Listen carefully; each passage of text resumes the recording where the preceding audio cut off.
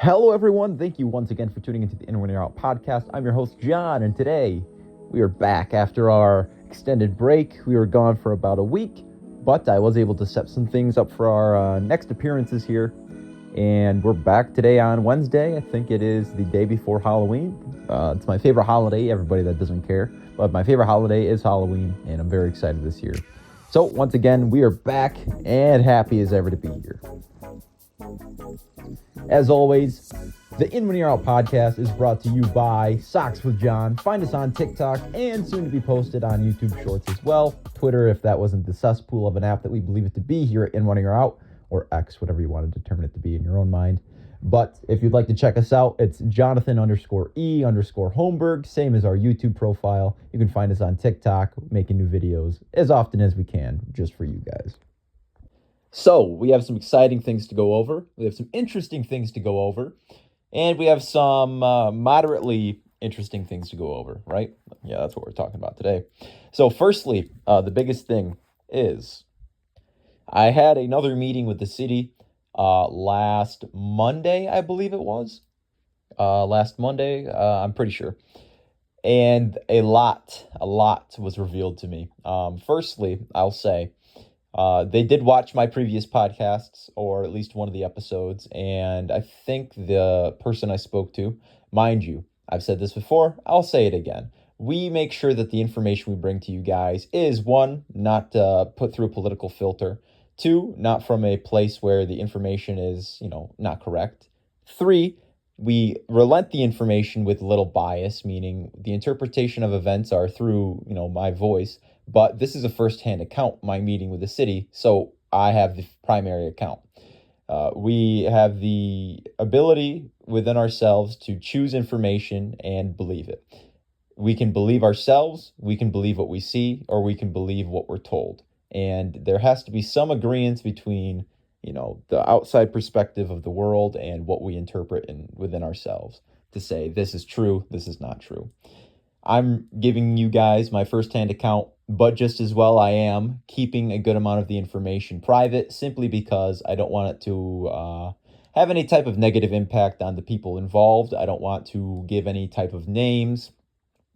Basically, people on the internet, I don't want there to be any type of way to identify the person or the people that I'm speaking about, and then there be a instance of, some type of prejudice towards that person, or even worse, like I've said before, somebody goes out of their way to do something with the information that we've given them. So we just need to be we have to have a different standard when it comes to receiving information and distributing information. So once again, I'll say, here at In When You're Out, it is our pride and joy to be able to bring information to you on a first-hand account, or whether it be on a primary source, or whether it be the most important and the most factual rendition of our evidence. Basically, everything that we try to get it as factual as possible. So with that in mind, going forward, we're going to omit a lot of the specific details simply because there's no reason for them to be in this podcast. We'd like to keep everybody safe and where they are. So, without further ado, this is what's happened.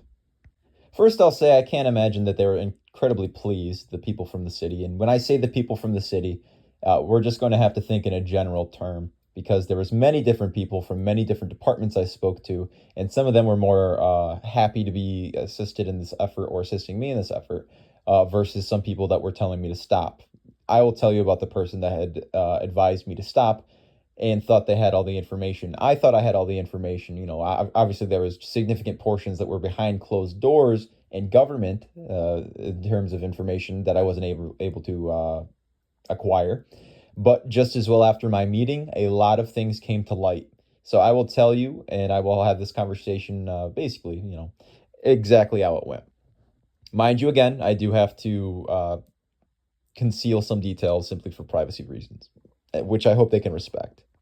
I first entered into one of the upper offices. I won't even tell you what floor that I had gone to, but when I spoke to this person and their office, I immediately had sensed that there was something that, something I wasn't being told, or there was something that they knew that they didn't think I knew yet, or I wasn't perceptive enough to know yet. So from the meeting that I had with city clerk and a city councilman, again, we won't say who, but I met with these two people about 2 weeks ago on a Friday.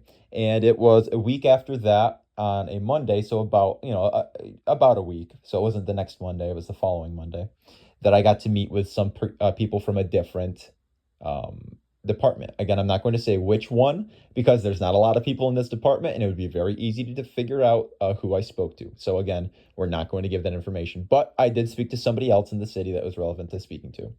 They were able to tell me that, well, what they wanted to tell me was basically I should stop, and that the city could not condone any private citizen prolonging an effort or being the person, in any fashion to propagate this idea that, we talked about this in the past, that the police need to be in downtown or they need to change their way of policing in the area because it's not sufficient and it does not allow for all the businesses, myself included, to enjoy the same rights or the same ability to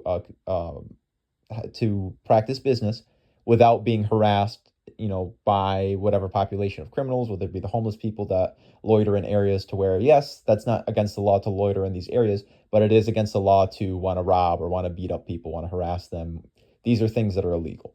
So it's with that in mind that it keeps me from doing business in downtown Binghamton because of the homeless population, because of the other people. And mind you, I've said this again, and the reason I bring all of this up, and it's going to take a long time to get this story out completely, but the reason I bring all of this up is because I do have friends that are homeless. I have a lot of people that I know in the specific Binghamton community that are homeless that are not bad people. They are great people and they are not criminals. But they tell me the things that happened. I've had these people that I became friends with. It's not like we hang out, but I'm friends with them, and I'd see them and I'd help them out on occasion, whether it be, hey, I have an idea for you, or hey, somebody said something, I thought I'd pass this along. Whatever it be, you do what you can. So again, we're trying to shield some information, but there's these two individuals and they were homeless in downtown Binghamton, and I would come and I would speak to them, and they told me sometimes they got harassed by the police, or this or that, or they were getting grouped in with this generalized idea of the homeless people, which again we try to fight as well, the idea that not every single person that is homeless is comparable to every other person that is homeless, especially in Binghamton. So these two people that I had spoken to, yeah, you could maybe look at them and say, okay, they're not super wealthy. You can't imagine that they're driving very fancy cars, but you wouldn't think that they're homeless right off the bat. So with that in mind, they'd still get harassed just as well from the police or from whoever else, and they had told me on occasions that they were getting harassed by police or from people or whatever. However, before this summer was over, before the summer of 2024, so this year was over, they were into a building and they were no longer homeless. I was so happy for them. I was so happy for them. I forget what, I'd seen them in downtown as I'm selling ice cream, and they were able to tell me a little bit about what was going on. And I was just so goddamn proud for them. I was so happy for them. And I also knew that, no matter what, they were able to do this for themselves. A lot of other people can do that, but they're still going to be treated just like they were before, because the people that were treating them unfairly or unkindly did not know their situation to begin with. So what were they going to do with the information they didn't have? They're going to change the way they treated these people. So it's with this in mind, you have to understand that it is not a bad or terrible thing that, I'll rephrase. It is a bad thing that people are homeless, but being homeless does not make you a bad or terrible person. Mind you, being a criminal breaking the law, it gets easier if you're in desperate situations. So for a homeless person, they don't have a home, they don't have a place to go back to. Maybe they do, but it's not exactly how they would like it, or it's a difficult situation. We don't know, because there are 8 billion people on this world, about 330 million Americans in this country. And I can't give you an exact specific number of how many people are homeless to the degree that we're talking about, and the Binghamton population alone. But they do not become an evil or terrible person simply because they're disenfranchised or because they don't have a place to go to sleep at night. So that's not what we're here for. Mind you, getting harassed by criminals that are mostly homeless people, or getting harassed just in general, people that want to steal from me, people that want to rob me, people that want to disrupt business, these are things that the city needs to address, and there's ways they can do it. So back to the conversation I had with the city. One of the things that we had brought up, they had told me, they had relented to me that the city had hired a firm to do recruitment process or to embolden the recruitment process and to make recruitment videos similar to basically exactly similar to what I said that we should do from the city, that the city should do. And there was a couple reasons that I said it was important for it to come from a private citizen and not through the city. One of those reasons being that I believe the city of Binghamton and the entirety of the police department does not have a good social image. And that a lot of the times when people see that the city is doing something and that they're, you know, allocating resources towards the police, or that they want people to try out, to say, the police academy, we're hiring or whatever else, come check it out, look for more opportunity here. People are dissuaded from doing that. People don't want to do it. They're determining that that's not the right thing to do for their life goals because of the perception of the police department. And so to change the perception, it has to come from an outside perspective, because you can't say, okay, I'm going to change how people feel about me by acting differently. Yes, you can as a person. As an institution, it is very difficult to change the perception and public image, especially from a policing standpoint. I can't say with certainty that the police has a bad image, that they know that they have a bad image, but I can guarantee that there are individual police officers in our barracks, in the entire institution of the Binghamton Police, and not just greater Binghamton area, but the downtown Binghamton and the city of Binghamton Police, that these people understand that the public doesn't necessarily think they're the best guys in the world.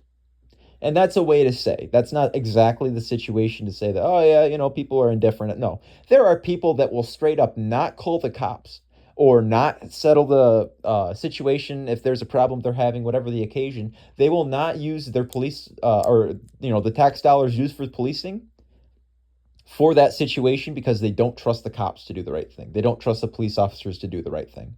So you have a situation now where the people in downtown Binghamton, or the people in Binghamton, the entire area for sure, in general, have an issue, but they want to solve it themselves because they don't believe the police will do the right thing, show up on time, or even be available. So you have a multilateral problem of where the police are failing, and it's how can we start to solve these issues. Now, once again, back to talking for what happened during this meeting. So when we first got together, I wanted to make sure all the information relevant from the meeting I had a week and a half ago, say, with the city councilman and city clerk's office, I wanted to make sure all that information was sent over through email to this person I was speaking to. So one of the first things I did when I got into the office and we sat down, and this was supposed to be from 3 o'clock to 3:30. We talked for almost an hour. So when initially we talked and they said, hey, let's, I can't do what you wanted me to do because we only have a half hour, let's just get to going, basically. Because when I first got in, I told them, hey, let's just go down the hallway. You can walk with me. Let's walk and talk. We can keep this conversation going. Let's go down to the city clerk's office. Let's say, hey, because what they had told me, and this isn't true because I double backed, was that the city clerk's office was no longer interested in participating or co-signing on this idea or sponsoring any of this or having anything to do with this idea of creating the police recruitment video, because of their inaction or their inability or non-desire to send the information relevant to this person. So I said, I don't believe that's the case. We can go check with these people. Let's go walk down the stairs with them.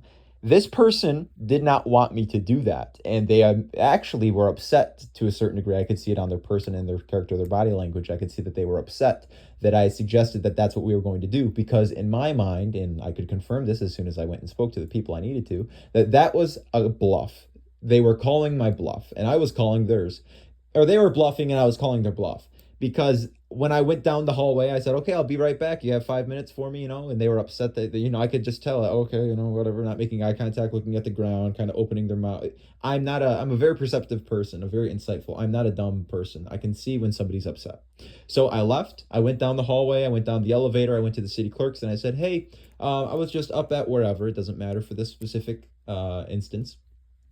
And I spoke to this person. They said that you guys aren't interested in helping me out anymore. I was hoping you could just email her that information that basically you took down. And so one of the people I got to speak to said, oh, well, no, that's not the case. We're absolutely still interested in helping you out with this. What do they need, basically? And so in my mind, then I understood, okay, well, they never even spoke to this department. So they're trying to roadblock me. They don't want me to continue already. And this is like 5 minutes into the meeting. So I was like, okay, great. They're going to send that. Just send whatever relevant information if you can. And, then I walked out and said, thanks for your help, guys. Appreciate it, whatever. Then I went back upstairs, sat back down. And here's the thing. I've said this before. I don't know if I've said this on podcast or online at all, but I'm the type of person to where if I say something behind someone's back, I would say it to their face. And I live that. And I have been tested on that. And I have prevailed. And I have spoken, there's been an occasion where I said something terribly rude to this one girl, not really to her face, but behind her back. I called her the C word. And if everybody knows, okay, you should know what that is. So in like our first study hall in the beginning of the day, early morning, a bunch of my friends and whatnot, we're all talking about her. And I was leading the conversation. I said she was a C word. She was this and that. She was a really, in a friendlier way to say, she was a very unkind and unfriendly person. Not the words I used, obviously. I used some very vulgar language. Anyway, somebody had told her later in the day, this girl, what I said to them. And so I had a class with her, the last class of the day, actually. And she sat in front of me. And so we had some free time, like 10 minutes left of class. We're not doing any work. So, teacher's not paying attention. She turns around. She goes, by the way, I just want to let you know that I heard exactly what you said about me today.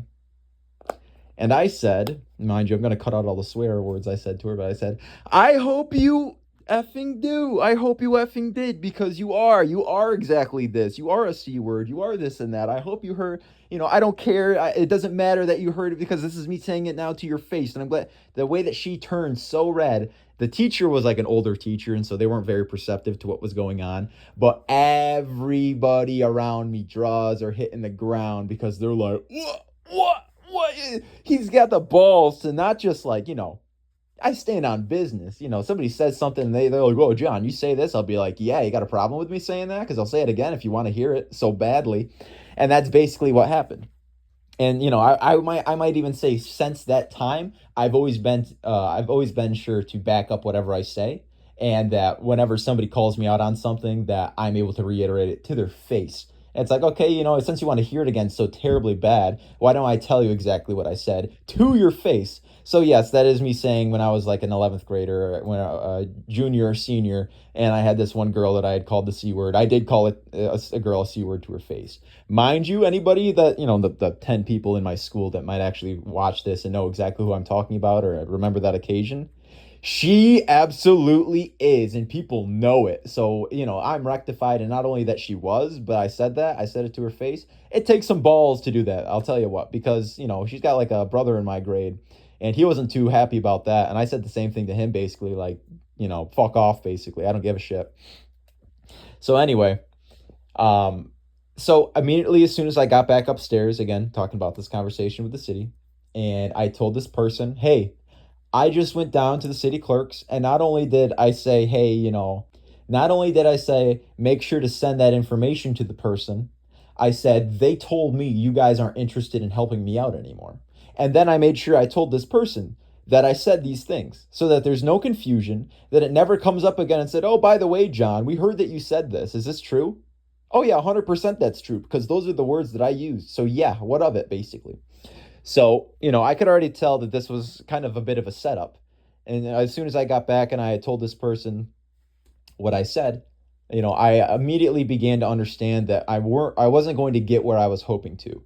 And there was a lot of misconceptions. One, this person was hiding a lot of information from me, and I'm sure they're going to watch this again, so it's not really any, issue of mine. And I'll say this as well. If you get personally offended by the things I'm saying because it's the truth or it's a reiteration of what's happened, you don't like the interpretation of events, perhaps you should have acted differently, one. And two, if you're letting your personal relationships dictate how you act as a city member or as a person who has power over the policies in the city or any type of process of the city, that is something that you should withhold, because it is not important for your position to influence how you work with how you feel. You're not an elected position. You were hired into that position. I'm assuming you were hired into that position because you could be trusted to not involve personal matters when dealing in business or when dealing in politics or with any type of policies involved with the city as well. So I can congratulate this person because I'm sure they're listening to this exact, the words coming out of my mouth. I can congratulate this person to say, thank you for not involving your personal wants or desires or your personal motivations or influences to dictate how you act as this city member. Again, we're not using your exact title, nor am I even giving you any type of personification, simply for your privacy. But just as well, I know you're listening to this, and so this is my admittance of I am not afraid of anything that's happened so far. I do believe that there was a little bit of malice involved with the conversation we had, and unfortunately, I hope that, regardless of how things went and my interpretation of things going forward, I hope that our relationship can still be fruitful and beneficial for all parties involved. I don't have any means to slander you, and I don't have any means to harm your reputation, hence why I'm keeping you in anonymity. But just as well, I am very dissatisfied with the things that have happened with the city, and so this is my outlet to explain. If people think that I'm lying or that I'm contorting words, please understand that with the first time I had an interaction with the city, I asked if I could record. They said no, so I didn't. On this occasion, I did not ask to record simply because we do enjoy the privacy. So with that in mind, you're just going to have to trust me. If any of the people that were involved with this would like to say anything to me, you absolutely can. Better yet, feel free to publicize what you would like to say to me. You can even post it in the comments, and we can go from there. We're giving you guys a week before I kind of get back in there, just because I'd like to see how things are. I want to make sure everything's settled down. And, we'll get back into this in a second with just a little bit more forethought. But there was something I left them with that actually ended the entire meeting. So, again, I'll say, we began speaking again, and I got them to agree that the issue the Binghamton Police Department was facing, because mind you, I spoke to the Binghamton Police Department. This person thought I was conjuring this from like an idea I had of, my perception of events. No. This is straight from the horse's mouth. This is the police officers telling me their issue and me coming upstairs, going up the elevator and saying, hey, this is the issue, because this is what the police that are on the ground doing the things that we're talking about. This is what their response to the question is, or, this is their answer. So, mind you, I bring all this up, and they didn't really believe me. But there was a couple misconceptions, like I said. And one of those misconceptions was that I was hoping to get paid from this. This person said, because I was told from the city clerk's office and with my meeting with the city councilman, that this office has money that would be for the city's PR, or that they can make videos for the city. And I said that would be a great idea if we were able to use some of that money to create this recruitment video for the Binghamton Police Department. Now, the issue that they had primarily was that a private citizen could not facilitate this. Basically, it had to come within the city. Secondly, they thought I wanted to get paid from this. And thirdly, they said that they already have recruiting going on. I got them to admit that there was a recruiting issue. When I said, okay, they do how many classes a year? They said they do 2 classes a year. I said, okay, how many recruits do they have each time? Okay, well, the budget allows for 17 and a half. So we actually do over recruiting because we know they're not all going to make it out. So each time they do it twice a year, this person said, they have about 30 recruits. I said, okay. And maybe they thought that would satisfy me. I said, okay, what's the ratio of how many people are actually becoming police officers from the academy? They said about 6 each time. I said 6 each time. I said, okay, so that's 12. That means this year will be 12. And we've already discussed in the budget, and we understand that the budget is asking for 17 and a half new positions. We'll say 17 from now on. So over 17 positions need to be filled in the police department. And after the recruiting and 2 of these things, they've already come and gone, you now have 12 more recruits. You still have vacancies. And the number one issue from the police department that I'm hearing is that they don't have recruits and they can't provide the manpower or, the staff to do what they need. So I told them, I said, and I got them to admit this. I'll say it again. They said with me, we both agreed that it is a recruiting problem, because if you need more staff, if the police officers say they need more staff, if they can't hire enough people, it's a recruiting issue, especially because out of those 30 people, only a fifth of them are making it on to actually become police officers. So I relented to them. If it's a recruiting problem, and you know it's a recruiting problem, and you expect by the end of your recruiting process that you said you've paid $100,000 into this firm to do, if you still understand you're not going to meet the requirements, what are you going to do about that? Especially since we both agreed it's a recruiting problem, it seems like the answer to that problem is do more recruiting, right? That seems so basic to me that we're being told by the police officers what the issue is. We're understanding and both agreeing that this is the issue. So we're really trying to get to the bottom of this. And I'm understanding that there's a lot of information that's being withheld from me because it's going to change my perception of the events here. So we have a, I have to be careful with a strict language that I use. And I also have to make sure everything is the truth as well, because that would be, if I'm slandering in any regard, that if it's not true, it could be slander, or it could be, well, if it'd be written, it'd be libel, so it's not written, but it could be slanderous if I said something was not true and if it was a complaint that I had. So, for instance, this is an example. This did not happen in our meeting, but this, for example, is this is just an example. I'll say it again. Say I walked in there and this person slapped me across the face, and I walked out and I was like, oh my God, I'm never going back there. They slapped me across the face. And then I went on here and I come on my podcast and I'm saying, when I went to the city, I had this problem. I brought it up and somebody slapped me across the face. Okay, obviously there would be a lot of outrage from that. A lot of people, I'm sure would hear that and be upset and then say something to the city in the regard of this person needs to be fired or whatever. We need to do something, justice for John, whatever. However, that's not the case, and that's not what's happened. So if I say something like that and I say, this is what's happened, and that didn't happen, and then that person would get, some type of repercussions, even if it's a social response to where our society in Binghamton, they're upset by this thing that I lied about. And now, and we had a similar instance of this in Binghamton. Those who know, we'll talk about this some other time, but, that would be against the law, and I can't do that. But what I can do is I can say what happened if it's the truth. And if that looks bad on the city and the city's actions look bad on the city, that's not my fault, right? Just as much as my actions reflect on myself, the city's actions reflect on the city. And that's up to your interpretation to decide if what the city did was right or wrong, or if this individual handled things properly or not. But we'll go from here. Basically, after that, this person had, we had both agreed that, yes, it's a recruiting problem, but they weren't giving me that point, really. They were like, okay, well, you still can't do this. It's like, okay, here's another issue. If other people involved, and I won't use their names for this podcast, but the other people that were, actually, I will use one of them. So Saul Stearns, they're interested in, one of the individuals was interested in being in this video, actually. His name was Mike. Mike, if you're watching at home, I'm hoping that I'm doing you justice the best I can. I took a lot of your advice to go and speak with the city, and you've actually put me on a good path here. And Saul Stearns is a great business. I get my suits from there. Number one place to go in Binghamton. I guarantee you will walk out of there with something that makes you look 10 times hotter than you were going in there.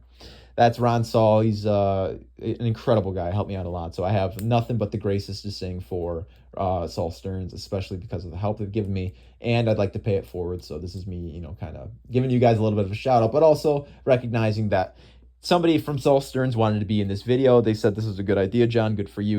We can co-sign this. Sounds like a great idea. I said, okay, these people that want to be involved, now speaking to the city representative again, saying, these people want to be involved. What about them? And this person's like, yeah, that's fine. They can be in the video. It just can't come from the private citizen.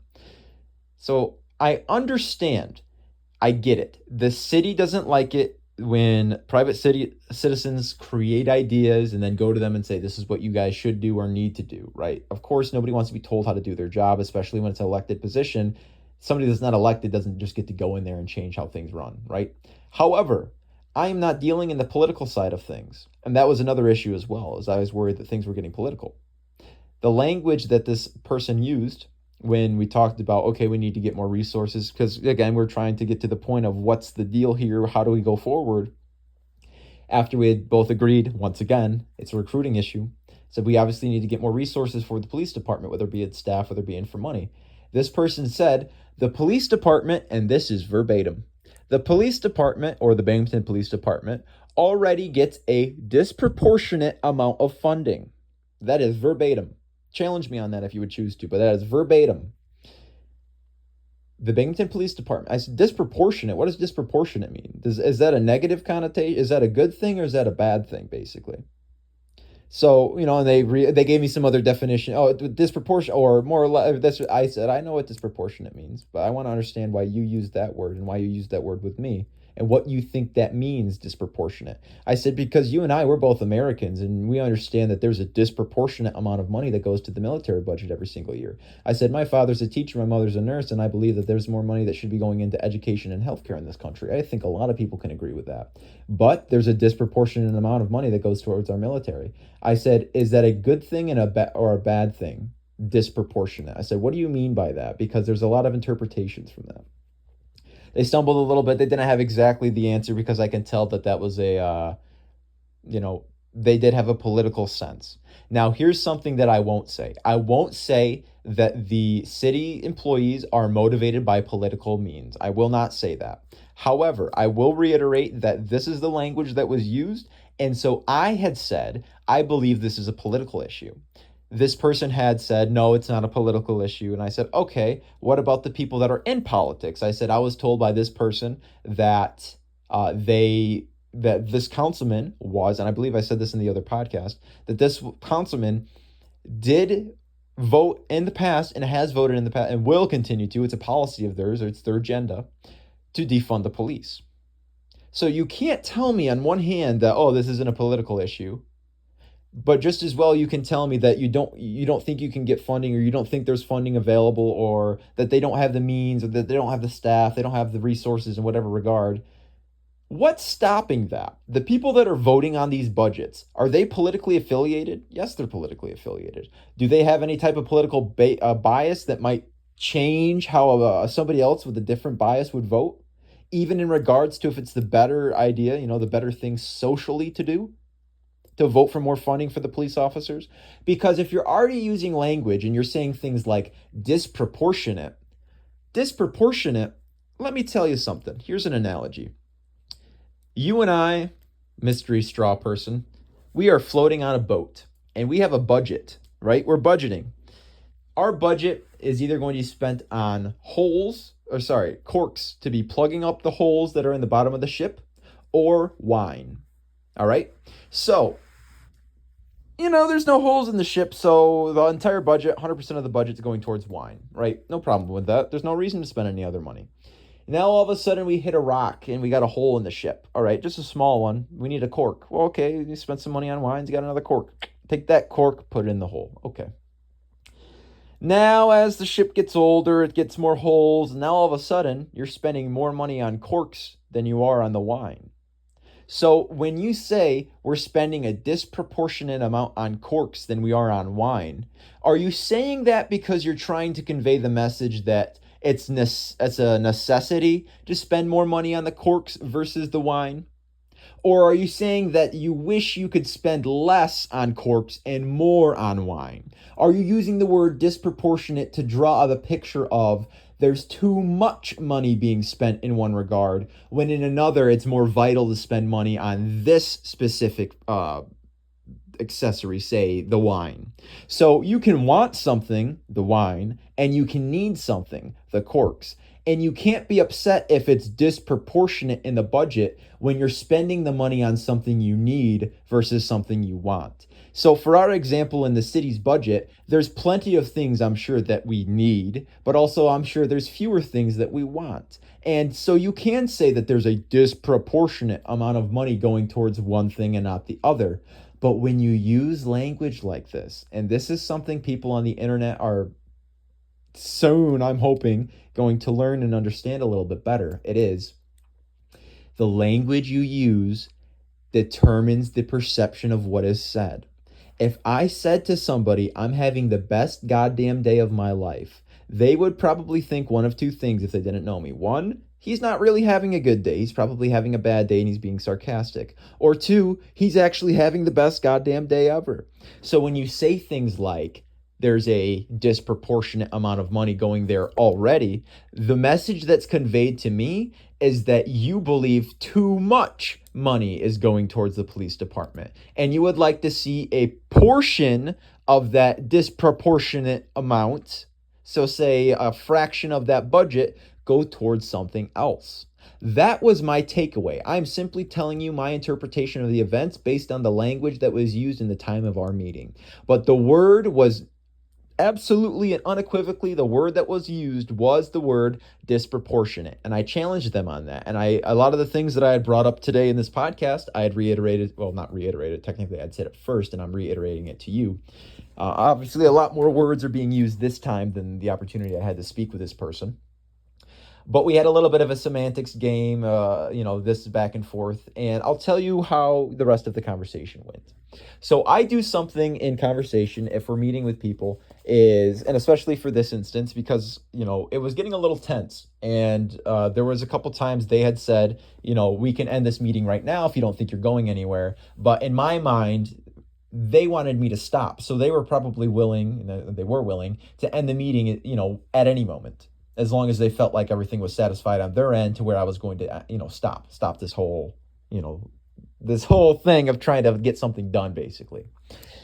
So when we got to the point of, what are the options to do otherwise if it's not this? Like, you want to stop me so bad, what are the other options? And they basically got, they defaulted to well, we can do what the city's already doing. And it's like, we already agreed, and I said this how many times now, that we agreed that it's a recruiting issue, but it needs to come from the city, and the city's perception is a little flawed.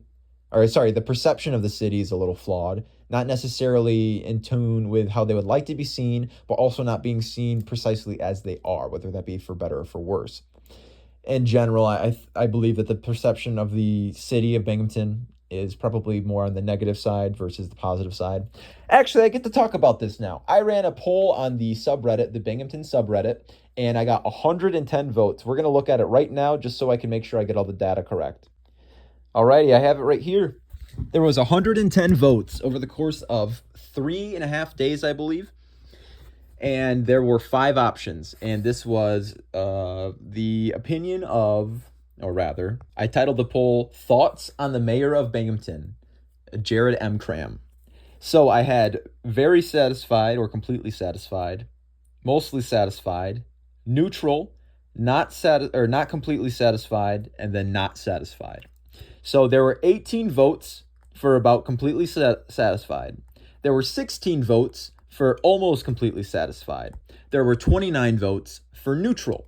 I was one of these 29 votes. I voted in my own poll and I was neutral. So 29 votes were neutral. 13 were not completely satisfied. And 34 people voted, the most, second to neutral. 34 people voted not satisfied with the mayor, with the current city of Binghamton mayor. So overall, that means the perception of the city of Binghamton, at least through one facet, which is, the Binghamton subreddit. It got 110 votes, which that's a lot more than I thought I was going to get, to be honest with you. But that is empirical data that there are a majority of the people have a negative opinion of the mayor, at least the mayor. We can draw the conclusion to say that the perception of the mayor, he's a representative of the city as a whole. And so if there's a negative perception or a lesser perception of the mayor, we can assume by process of reduction that there is a negative perception or a more negative perception of the city of Binghamton. I could be wrong. I'm going to tell you, as a resident, as a business owner, as somebody who's gone on these excursions and spoken to a lot of representatives, spoken to a lot of business owners, spoken to a lot of, and by representative, I don't just mean like a city employee. I mean like, voted in politics wise. I am rich with the community. Enriched. Sorry, I wish I was rich with the community, but we're not really rich here anyway. But I'm enriched into the community, and so I have a great idea, and I talk to a great amount of people, which is part of the reason why I kind of decided to start this podcast again. But it's with this in mind that I can say with certainty that there is a negative perception of the city of Binghamton, not just based solely on that poll, but that the 110 people voted, and less than what do we have here? What's 18 plus 16? Less than 40 people. Less than 40 people had more than a neutral or better than a neutral opinion. So less than half of the people that voted in that poll had a positive perception of the mayor of Binghamton. So that's unfortunate. Again, I would say I'm more neutral. There's things that I can say I'm less impressed with, and there's things I can say I was impressed with. So I can't say I have a negative, but I certainly don't have the most positive, unfortunately. But that's more in touch with local politics, so we'll worry about that some other time. But as for the rest of the conversation I had with this person from the city, again, we'll get back into this. So we got to the point where it was kind of like, oh, this is what I was trying to say. I do something in when I have meetings with people, and it's kind of to show, it's just body language. It's to show when like things are kind of wrapping up, so it's like the appropriate time to end. Imagine if you're singing a song, playing a song in a band with some friends, and you're making it up as you go, and you're getting towards the end, and you want it to sound good at the end, so you don't want it to just abruptly end. You want to kind of have like, okay, we'll do like two more chords, and then end on one note, or somebody ends on one note, and then like we make another noise, or somebody stops early, and we keep going, and whatever. You decide how things are going to end. That's just a good way to go about with meetings. Anybody who works in the corporate world, you're probably understanding as well. I'm sure you have somebody who taps their pens, clicks their pens off, puts something in their pocket when it's like, okay, this meeting's coming to an end, let's wrap it up, right? It's just a thing. It's a good idea. It's something I've learned in business, at least through my meetings with the city and whatnot, some other business occasions as well. I found it appropriate to use body language or to put things in my pocket when things are kind of getting to an end. So I used this same device. I had my wallet, my keys, my phone, my hat, my sunglasses. I had everything off and on the table. And as things started to degrade in the conversation to where I believe I wasn't hearing the right things, or this person was trying to justify things to me, and I really wasn't buying it, because there were times where I feel like they were just shoveling some junk my way. They were really trying to redirect me into whatever way they wanted me to go, basically, not the direction I was hoping for. Whether that be, for my benefit or for not, but regardless, this person did not want me to continue my efforts, and I was relentless in my pursuit of them. So as they said things that were not what I wanted to hear, things went back into my pockets. And, there was a couple times where I had stood up and I was like, I think we're ready to end all of this. I think we're good for today, basically. I sat back down after I heard the right thing, but it was probably one of the most tense conversations I've had in a very long time, especially in a professional setting. So with that in mind, one of the things that because this was another perception error, I'll say, on both of our parts, perhaps. It's that, one, they didn't think I had done my background work, or I had done my homework, or I had spoken to the right people, heard the right things, or even had examples. So obviously this person knew about my past and how I got jumped back in 2020, and about when I was working, the police officers didn't do anything, and also about the failure on the police officers that were supposed to do some. Well, we won't get into this again, but I saw these people in downtown, the people that jumped me. We called the cops on them. The cops didn't do. I'll say police officers because I've found, at least from the perception that I have, that the word cop is a bit derogatory. I don't truly believe it's derogatory. I can understand it to be derogatory. It's not like hate speech or something like that. But if a police officer was like, "Please don't call me a cop," I'd be like, "Okay, that's not a problem. I don't yearn to disrespect people." So I could easily say, "Yeah, no problem, officer, of police officer, whatever you want to be called." But out of respect, and not only just respect, but out of we don't want to incite any type of violence, or we don't want to piss people off, we'll say police officer rather than saying cop, because I think it's more respectful. And not everybody's a police officer. Some of them, they're not always officers. Some of them are sergeants. Some of them are whatever else, commanders or chiefs or this or that, or commanders. I don't know if that's correct, but you if you are if you're in a higher position than like the base level employee would be, and somebody's referring to you by that similar title, it does seem a little disrespectful.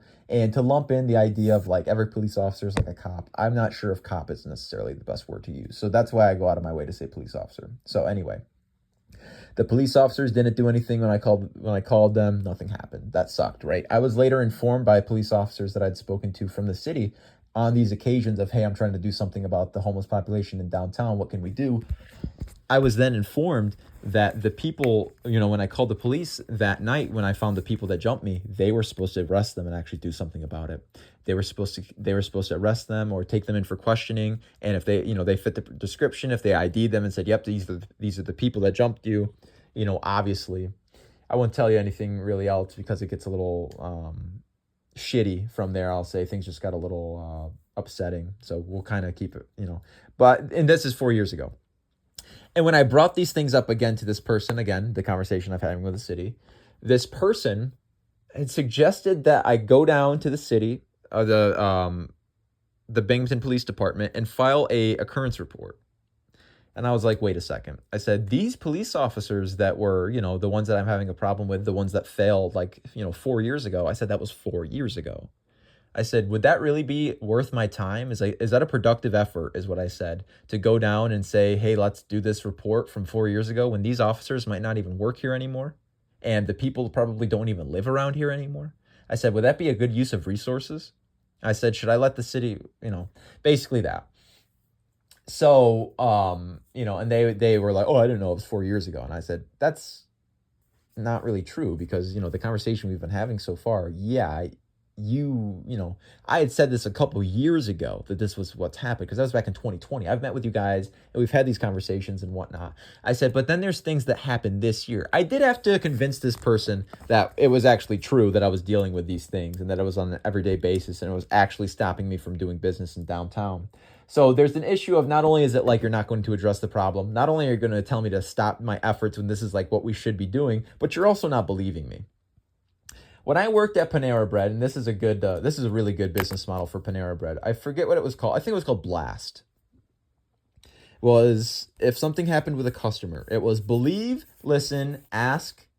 I forget what the S was. I think it was like apologize. So like sincerity, and then T. I forget what the T was.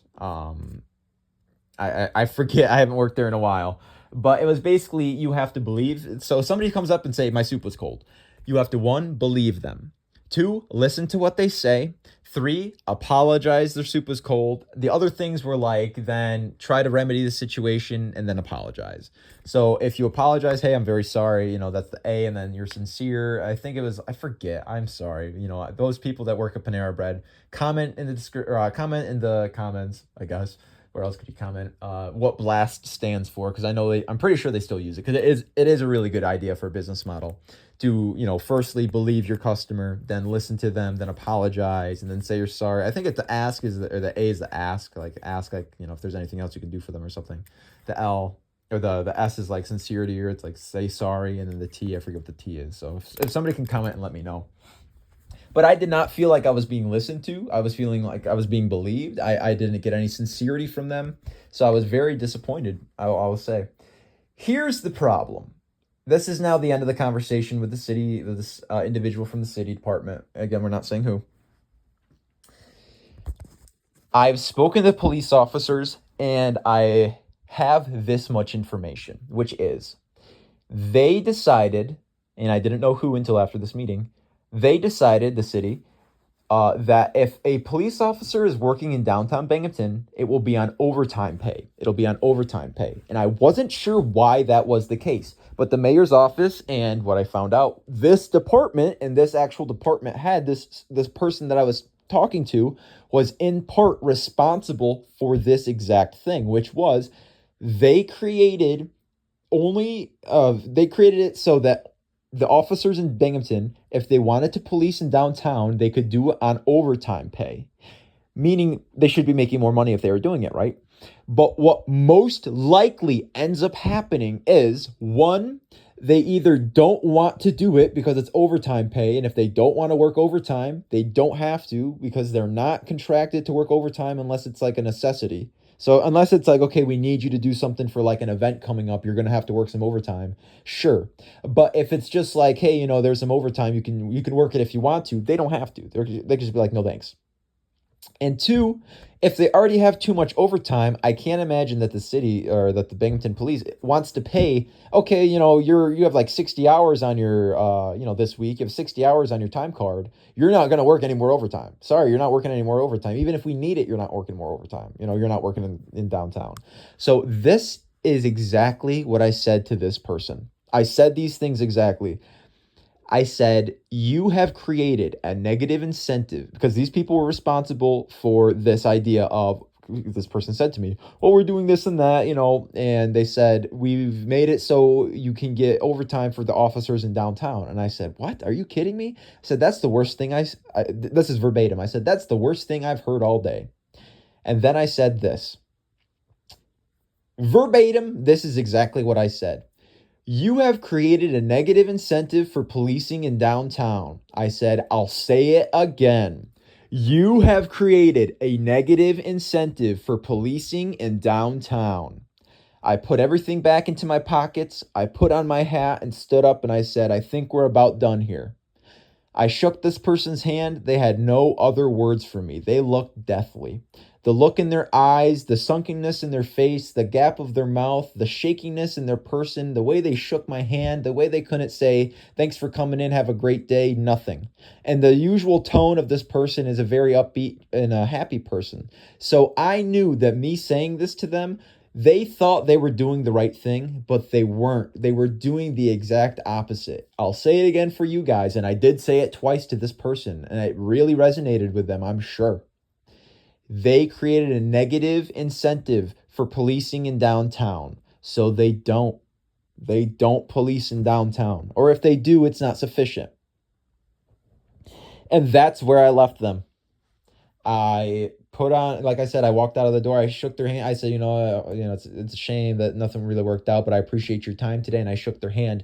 They didn't say, I appreciate it as well, or you're right, thank you, or I guess so, whatever. Have a good day. We'll see you next time. Yada, yada. Nothing.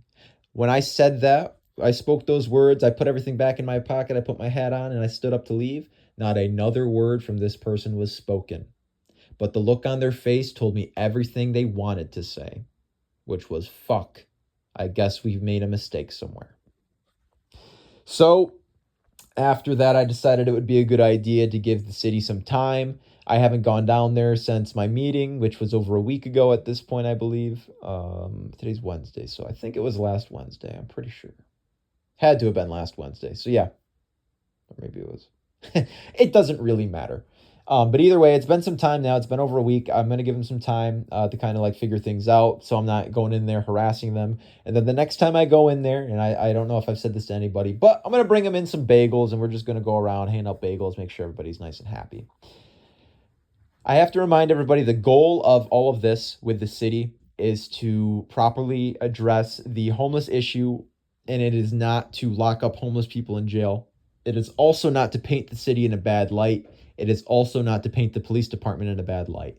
There are failures on levels that are not available to me to see. There are things that I cannot do as a private citizen. I've been told not to do. And there are also things that I'm not able to do because I don't have the jurisdiction. I don't have the power. I don't have the authority. So with that in mind, I'm doing as much as I can.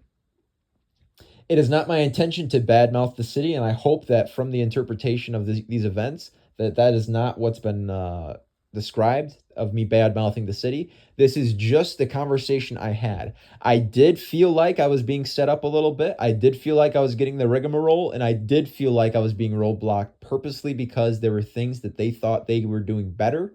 But after the conversation I had, I hope I illuminated the fact that they weren't. So with all of these things in mind, that's pretty much how it went. I am a very strong-willed person. I will continue to work on this because I know it's a real issue. Whether you tell me it is or not, there's too many people that I have seen, either that I have spoken to, or there's too many accounts that I've seen firsthand.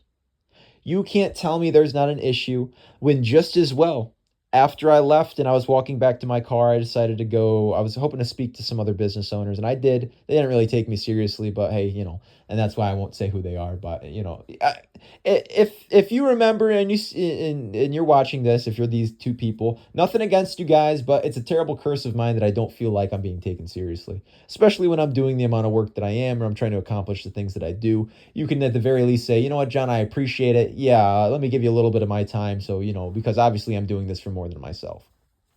But I do feel disrespected when I bring these things to people and they just kind of don't give a fuck. I'll say it like that because they just don't give a fuck.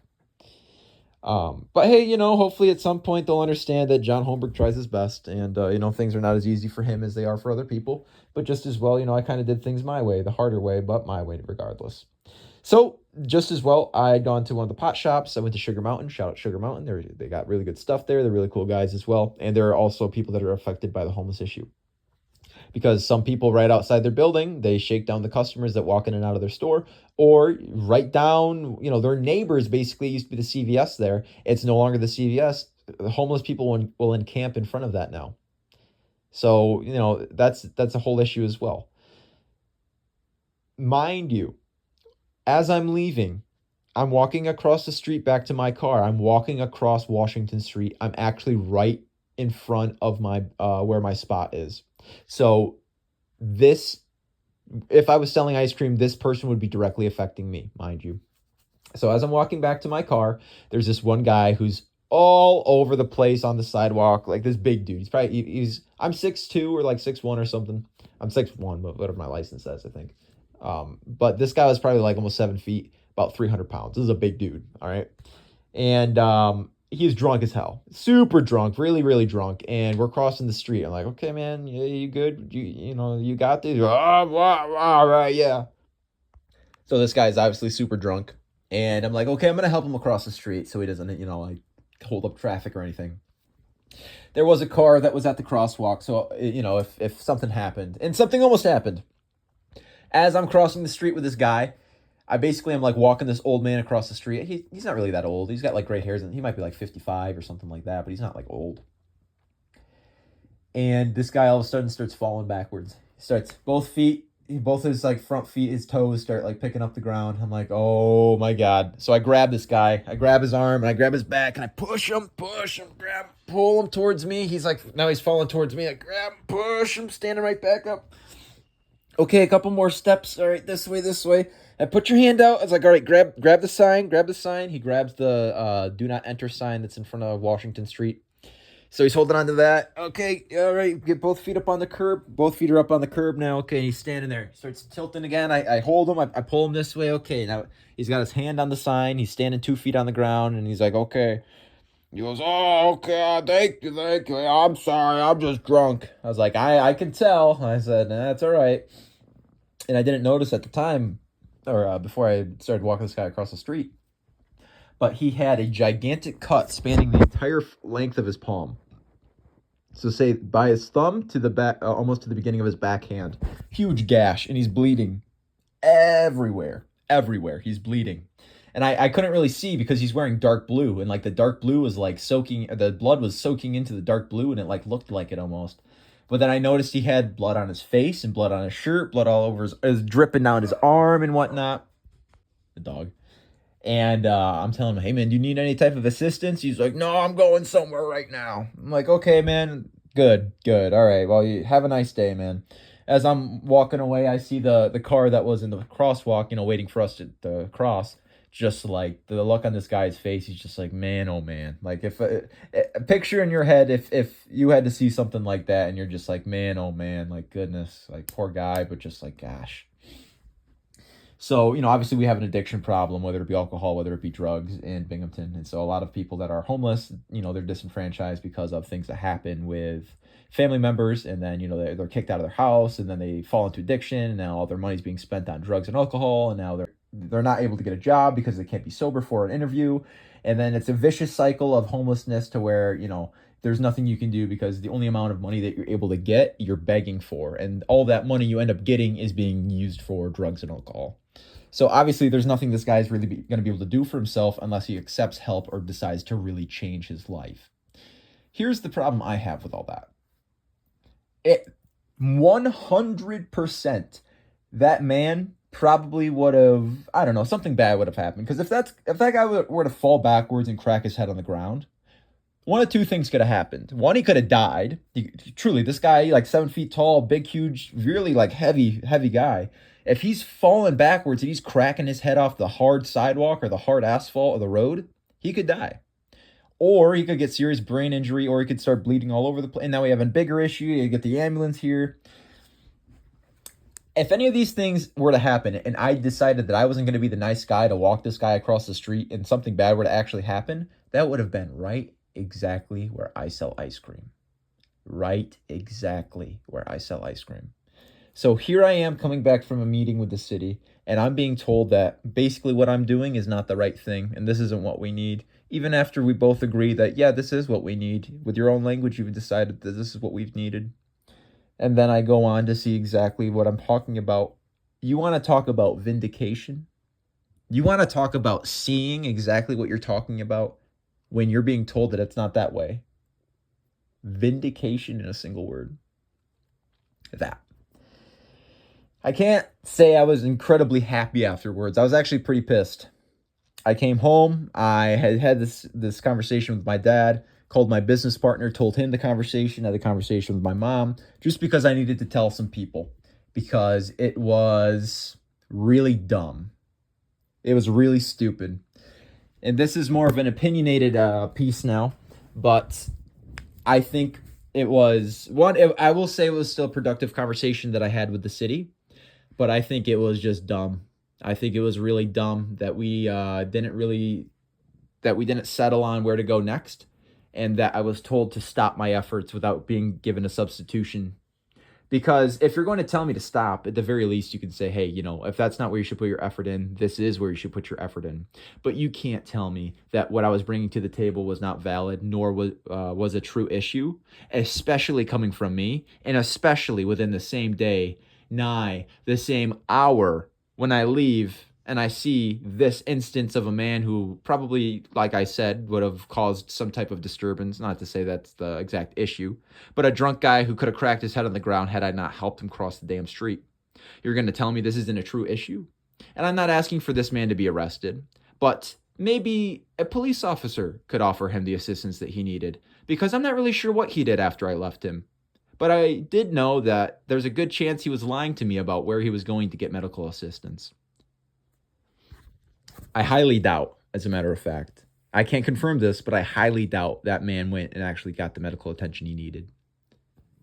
So if you want to say that there's a disproportionate amount of resources or money in the budget going towards the police,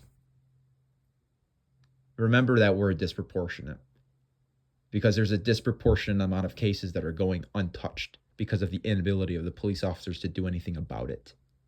That's disproportionate. So that's what I left them with. I came home that day, very disgruntled, and like I said, we're going to give everything some time so that there's no bad blood and that nobody's upset with the constant presence of John Holmberg in the city clerk's office. And one of the things I had actually asked as well, I had hoped to get somebody from the police department before I went up to my meeting to come with me. Not only for another pair of ears, because it's good to get information, two at a time. It's just good. But also because I think it would be very, very worth it to have the information from the police department on hand. And I think it would have been as well. The person I was looking for, they weren't there that day. And I'll say it was the most casual I had ever looked. I was dressed in a white shirt, which I have like 20 different white shirts. I'm an ice cream man. All I do is wear white shirts. And besides the white shirt, I had on my my tan khakis, and then just like whatever shoes on. And usually, and like I said, this is the most casual I've ever looked in there. Usually I would like wear something a little nicer, at the very least a little nicer, or like a suit. Anymore, if I go in that city, I'm only wearing a suit, or I'm wearing something nice, because I don't ever want to be treated like I'm less just because of my perception, just because of how people think that I am based on what I look like. So I was automatically, here I am saying like, hey, I'd like to speak to one of the police officers. Don't worry, it's your supervisor. I'm on good terms with this guy. I'm here to help you guys out, and I've been told that this is the direction we should go in by this individual. Any chance you guys can lend like one more person, we can go have a serious conversation that's going to be worth your guys' time and might actually provide some, a semblance of a solution to this problem, or at least put us in the right direction to solving this problem. So that's kind of the issue, is that I'm still not being taken seriously, even to the extent of the people that are in power, or the people that are in charge making the rules, i.e. the mayor or the people that work with the mayor's office, have the wrong idea about things. And it sucks that the ice cream guy has to tell these people, but I said just as well to the person that I met with, I don't want to do this. They thought I came in because I was looking to get something out of this. I said, I'm not looking to make money on, this like recruitment video. I said, what do you think I truly get out of this? I said, if anything, I'm risking my reputation by doing this. I said, because there's a lot of people I know that hate the Binghamton Police Department. And so my my collaboration with these people might not go over well with them. And their idea, they thought that I wanted to get paid from this because, we talked about the budget they have for the PR for the city and whatnot. And mind you, I was told to do that. So I was told that they had that available. It's not like I saw online, oh, you guys have this money. I think I could do something with that. No, they had no idea. And I said, what do you think? Like, what do you think that money is going to be used for? I said, or they're asking me this. And I'm saying, WBNG, which is a local news station. I said, for the cameras. I said, because they're not free. I said, how do you expect her to do a recruitment video? I said, how would you like to do it? Or how would you like to do this video and then have other people that are going to come and sponsor or co-sign on it or endorse it in whatever fashion, especially if they're going to be in that video? Who's going to record that video? I said, does the city have the equipment to make a video? They said, no. I said, well, that's what the money would be going for. I said, furthermore, you guys already know that I'm trying to do a commercial, and I'm not doing that commercial because there's no point. What I basically said is, if I do a commercial and I spend a lot of time and we spend a lot of money and we get a lot of people together for this commercial so that we can promote downtown Binghamton and the businesses here, people come downtown, they have a bad experience because there's no proper policing, or whatever happens, somebody gets robbed, something happens. All that time, effort, money that we just spent on trying to create a good perception of downtown Binghamton is thrown out the window because we didn't solve the problems that we have, and then they soiled the reputation further. So we get an extra 100 people every day to go to Binghamton, and a small fraction of those people never want to come back to Binghamton ever again. That's the reality of the situation. I can't give you a concrete number, and 100 is not a real number of how many people outside of downtown Binghamton find their way through, downtown Binghamton. But that's the formula. That's the situation, is that I'm not going to collaborate with people to try to get this commercial done. And they know this as well. And I've talked about this in some meetings we've had in the past about what we could do for Binghamton businesses and whatnot, and how this would be a great idea. And a lot of people suggested, or a lot of people, enjoyed this was the suggestion. They said, yeah, that's a good idea. You can't on one hand say, yeah, that's a great idea. We understand how the logistics of that commercial will work. But then also think, well, John, you're just doing this for your own sake. Okay, sure. Yeah, I'm a business owner in downtown Binghamton, but I would not be getting the majority of this, and whatever it is. Yeah, this would help me out. This would allow me to come back to Binghamton and continue conducting business. However, I don't have a physical location. So the people that do, they would be making out a lot better than I am. And so if anything, yeah, maybe this would be helping me out. It just keeps me down there and it allows me to feel safe. If you want to rob my safety, join the crowd of people that are doing it already. If you want to secure the businesses in downtown and make people feel safe, do something about that. That's all I really have to say about that. So as it stands now, I haven't heard anything back from the city. I'm sure the city's going to, or, this will find its way to the city. So there's a lot more I could have said, but I certainly withheld a good amount of the information. Not because it shined a bad light on me, let me tell you that much, but because I think it's a good idea not to go too overboard when it comes to criticize, any type of critique, I could say. If you're critical about something, you can't be so critical. I'm not saying on every measurable metric that they're doing something wrong, that they're failing unilaterally, that there's every ounce of the city needs to be changed, or that the people involved are dumb, or, What I've said is that I think it's dumb what they've done, and I think there's something they can do about that. I'm not saying that the people themselves are the issue. I'm not even saying that, the mayor is to blame. His policy or his idea for what he thought or what people told him to think, or his idea of working with these people, of what the solution should be, that's not the right idea. And I think it's pretty evident, especially with the fact that the person I spoke to was so gobsmacked by the information I brought to their attention, and that I was so absolutely certain in my conviction. There's a part of my book, and I've said this in the past about the book that I'm writing, but there's a part in my book that says, have you ever been, now I'm misquoting it, but basically, have you ever been so wrong you chose ignorance after conviction? It's where you chose to be ignorant after you were so wrong. Because of how wrong you were, you basically can't show your face. And that's not what I'm saying is that they can't show their face, but I'm saying that they knew they messed up so rightfully that they had no words to say because it challenged the core of their foundation for what they thought was the right thing to do. And that's how I operate. I'm not looking for the base level of how we can solve things. And I left this out as well, but they constantly were reminding me of this isn't going to take, this isn't going to be an overnight deal. And I had to remind them as well as I'm not interested in this being an overnight deal. I don't expect it to be an overnight deal. I said it's October now, and I'm hoping to come back for this next spring season to bring my ice cream back. I said, but if I can't get this problem solved, I won't. So we have a multitude of issues. It's a very nuanced and layered conundrum we're facing here today. And to say that there's certain portions of it that you don't understand, so they must not be valid or they must not exist entirely, it's just ignorant. And so that's my problem. 100% that is my problem. It is not that these people are bad leaders. It's not that these people have universally messed up. It is simply that on this specific issue, they had the wrong idea and they were not willing to hear the person out that actually, and I've said this before, and I don't mean to boast or brag in regard to say that I'm so much smarter than everybody else.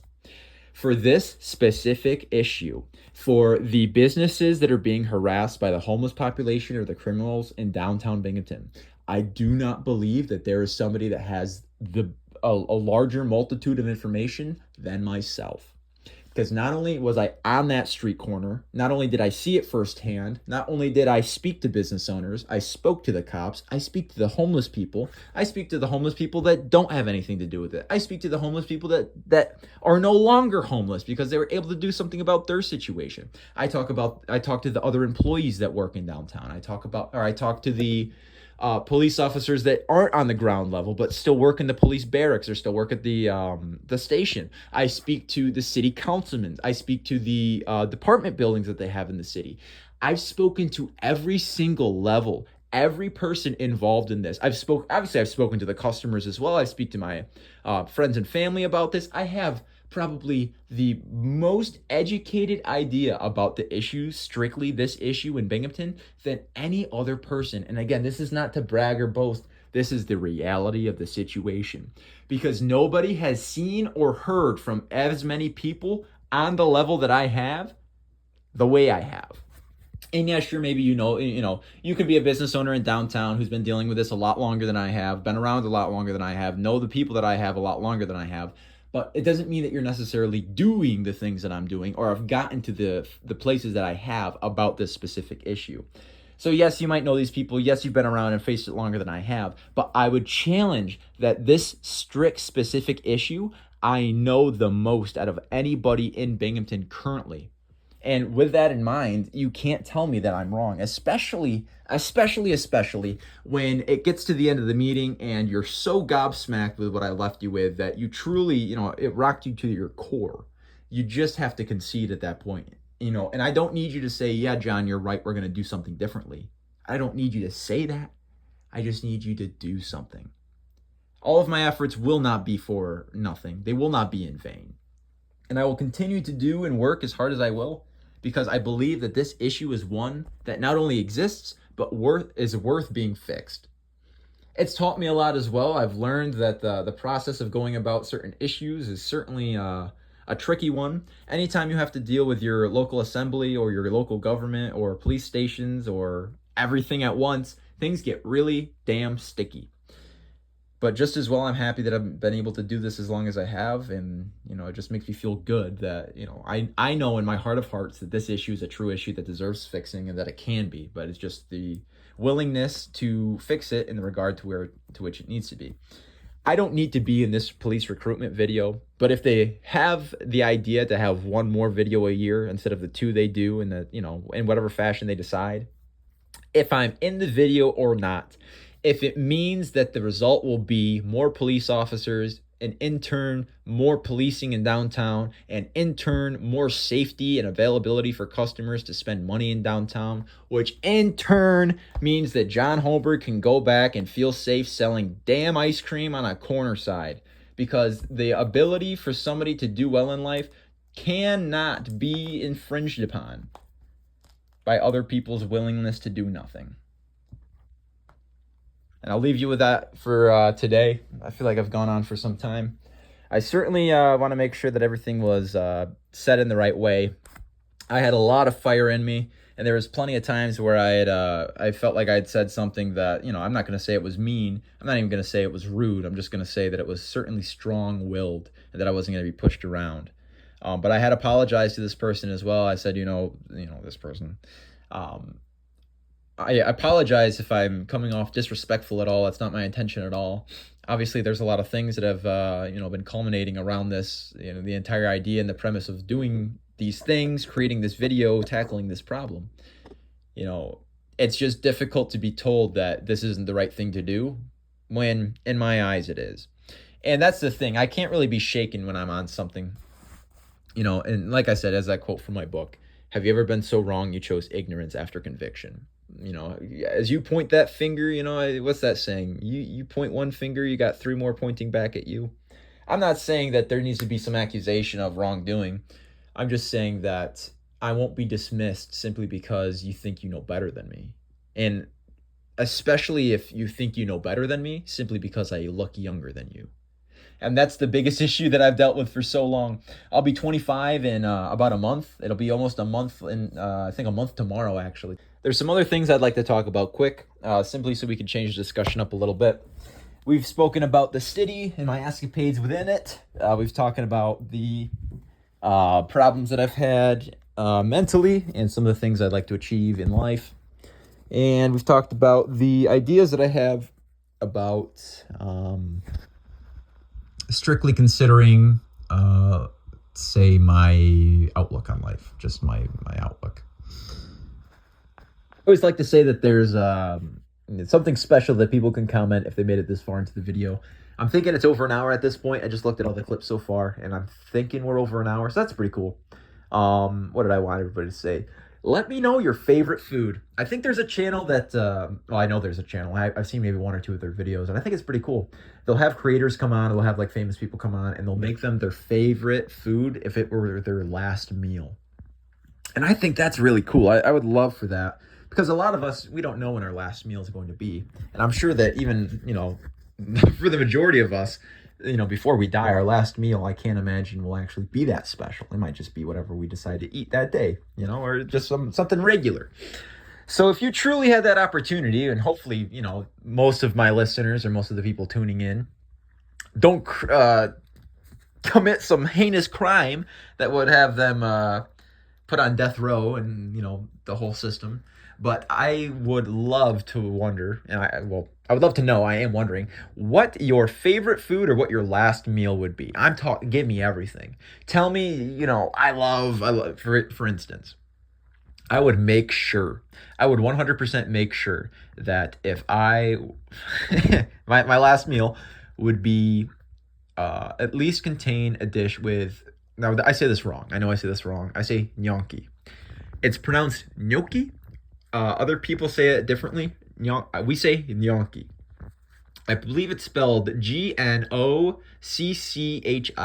or maybe there's no H. It's spelled a couple different ways. My family, we make it often. And growing up, I had it constantly. My great-grandmother would make it. My great-grandmother Rose. And we actually have a recipe for it now. And we used to make it on Christmas Eve, and we'd have it for Christmas. We'd freeze it, and we'd have it like all year round. It was great. One of my favorite foods. And so I know I'm saying it wrong, but I don't care. I say yonki. We say like Y-O-N-K, like yonk, like Yonkers. But that's how I say it, is yonki. So yonki with like pesto sauce, because I'm actually allergic to garlic. So if I had for my last meal, we're going all out. I'm having everything I can have.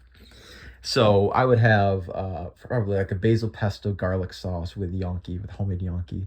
And the cream sauce in there. It would just be absolutely divine. At the very least, if I had it my way, that's one of the foods I would definitely be having for my last meal.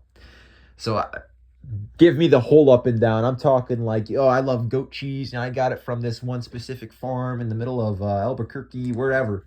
That's what I want to hear. So especially Bertrand. Bertrand, my man, go ahead and comment whatever you'd like if you actually made it this way through. But I want to see what people say is their favorite food or what their last meal would be. Go ahead and post that in the comments. If you have any other ideas as well for future videos, go ahead and leave that in the comments as well. We're going to start posting I think I've said this in the beginning as well, we're going to start posting our sock videos, Socks with John, on this channel as well as YouTube Shorts. The podcast isn't ever going to really be broken up into the shorts. We're going to try to separate those two. Same channel, two different sources of content. I think people are going to like that. I think at the very least it'll be interesting. But regardless, it'll be exciting. So it'll be fun to do, and I'll keep doing that. I'll make a video shortly once this is all edited. I say shortly. For you guys, it'll be simultaneous, but for me, it'll be like in another 2 hours because I have to edit this still. Regardless, I still got to listen to this as well. But I got a cool pair of socks. I actually like these ones a lot. I've had them by my bed or on my bed for a while, just paired up. So eventually, once I make the video, I can make a video with these ones. Anyway, anybody who tuned in and this is their first time tuning in, this is episode 4 of the In When You're Out podcast. Thank you once again for checking us out. We'll be here as often as we can. Hopefully tomorrow, actually, we might be making another video with somebody that was supposed to be on a little bit ago. But yeah, I had gone through some interesting circumstances. The dogs are barking, the hounds are howling. We're getting the hell out of here. Thank you, everybody, for tuning into the In When You're Out podcast. Once again, I'm your host, John, and we'll see you next time. Adios, mis muchachos. Peace. Peace out. Peace out. Peace out. Peace out.